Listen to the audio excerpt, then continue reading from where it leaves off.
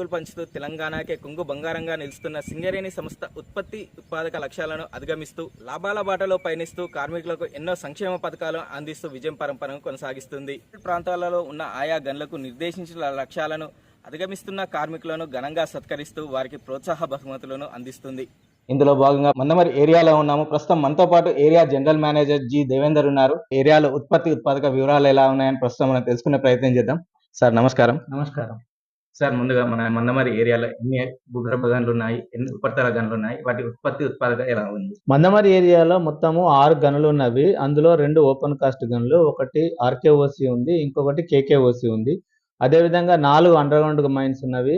శాంతికని 1, శాంతికని 2, KK 5 incline and Kasipet 1, Kasipet 2, శాంతికని, KK 5 incline.